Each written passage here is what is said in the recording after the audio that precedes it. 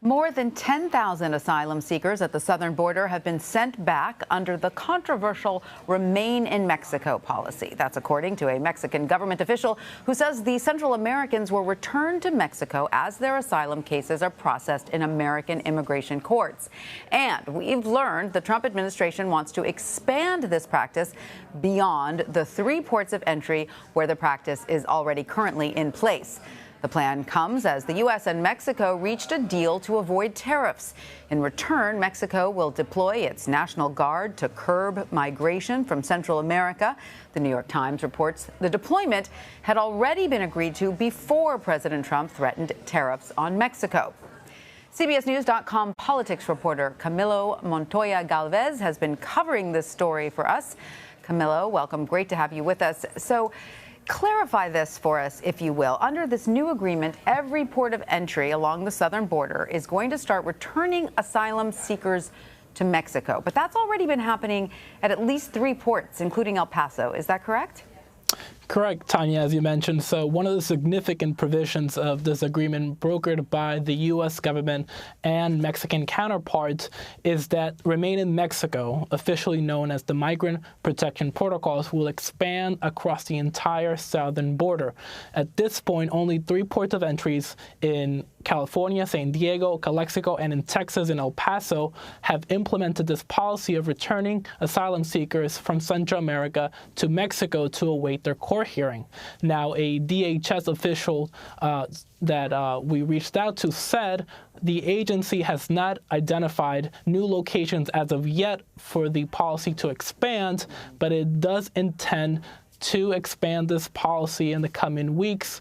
Obviously, word for word in the agreement was immediately, but DHS told us that they will take a methodical approach to expanding this policy. Okay, so just to dig into some of the details of this policy, asylum seekers have to wait in Mexico until their cases are processed in the U.S.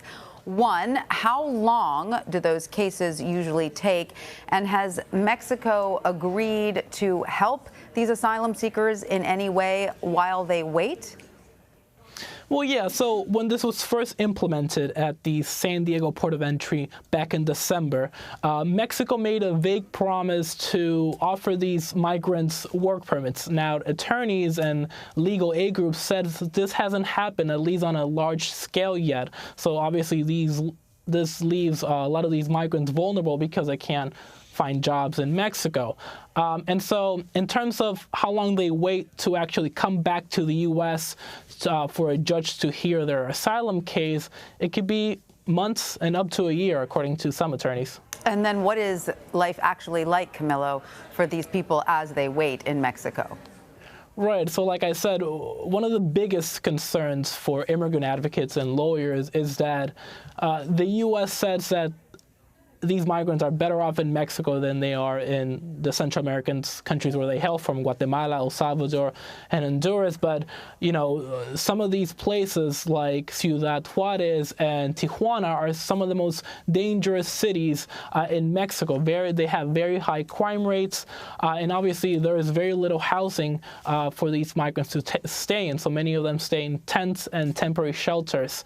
So life, according to the attorneys who represent them, and remember, some of them don't have access to attorneys in Mexico, since Mexico doesn't have the same infrastructure and same number of NGOs that are helping migrants as the U.S., say that, you know, migrants face a very, very, very tough time in Mexico. Right. Well, Camilo, this Remain in Mexico policy is, of course, being challenged in U.S. courts. Can you tell us what the state is of those cases?